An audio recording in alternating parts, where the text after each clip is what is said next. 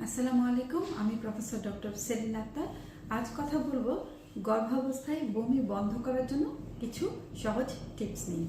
আমরা সবাই জানি একটা মেয়ে যখন প্রেগনেন্ট হয় তখন তার মর্নিং সিকনেস অর্থাৎ অতিরিক্ত বমি, ক্লান্ত লাগা, গলা বুক জ্বলা, এই সমস্ত জিনিসগুলো দিয়ে কিন্তু আমরা প্রথমে বুঝতে পারি যে সে মনে হয় প্রেগনেন্ট হয়েছে। তো এই সমস্যাগুলো হলে আমাদেরকে ধরে নিতে হবে যে এই সমস্যাগুলো যে হচ্ছে এর পরিবর্তেই কিন্তু বাচ্চাটা পেটের মধ্যে নিরাপদে বড় হচ্ছে। কারণ এই সমস্যাগুলো কিন্তু আসলে প্রেগনেন্সি কিছু হরমোন আছে যে হরমোন শরীরে বেড়ে গেলে হতে থাকে। তো বমি বন্ধ করার জন্য আমি যে টিপসগুলো সাধারণত আমার চেম্বারে রোগীদের দিয়ে থাকি তা হলো সকালে ঘুম থেকে উঠে বিছানা থেকে সরাসরি ওঠা যাবে না। বিছানায় শুয়ে 10-15 মিনিট হাত পা নাড়াচাড়া করে একটু ফ্রি হ্যান্ড এক্সারসাইজ করতে হবে এবং তারপরেই যে আমরা সাধারণত বমি বন্ধ করার জন্য কিছু ওষুধ দিয়ে থাকি সেই ওষুধগুলো নিতে হবে এবং দিনের প্রথম যে খাবারগুলো সেগুলো শুকনো খাবার হলেই ভালো হয়, যেমন মুড়ি হতে পারে, টোস্ট বিস্কিট হতে পারে অথবা আলুর চিপস হতে পারে। এবং খাবার নির্বাচন করার সময় সবসময় মনে রাখতে হবে অতিরিক্ত তেল, চর্বি, মশলাযুক্ত খাবার যেন আমরা না খাই। আমরা যে শক্ত খাবারগুলো সাধারণত খাই সেই শক্ত খাবার মানে হচ্ছে 3 বেলা যে বড় খাবারগুলো খাই তা খাবার আগে এবং জাস্ট পরে কিন্তু বেশি পরিমাণ পানি খাওয়া যাবে না।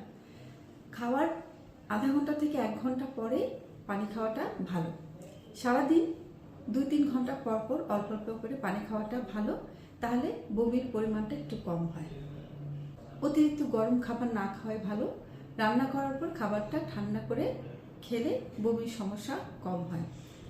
যারা রান্নাবান্না করেন রান্নাঘরে যেতেই হয় তাদের ক্ষেত্রে যেটা করণীয়, রান্নাঘরটা খোলামেলা হওয়া ভালো এবং রান্নার সময় আপনি যদি জানলাটা খুলে নেন তাহলে আপনার জন্য সেই পরিবেশটা আরামদায়ক হবে। এবং সবসময় চেষ্টা করবেন যে অতিরিক্ত গরম যে আবহাওয়া সেগুলো এড়িয়ে চলা এবং অতিরিক্ত গন্ধযুক্ত যে খাবারগুলো সেই খাবারগুলো এড়িয়ে চলা। খুব বেশি মানুষের ভিড়ে যাবেন না, কারণ মানুষের শরীরে কিছু গন্ধ থাকে অথবা এক একজন এক এক ধরনের পারফিউম ইউজ করে, সেই পারফিউমগুলোর জন্যও কিন্তু বমির কারণ হতে পারে। একজন গর্ভবতী মাকে সারাদিনে অবশ্যই 8 ঘন্টা ঘুমাতে হবে এবং দুপুরে 2 ঘন্টা শুয়ে বিশ্রাম নিতে হবে, কারণ অতিরিক্ত ক্লান্তির জন্যও কিন্তু এই বমির ভাবটা হতে পারে। সবসময় চেষ্টা করবেন সারাদিনে একটু বিশুদ্ধ বাতাস নেওয়ার।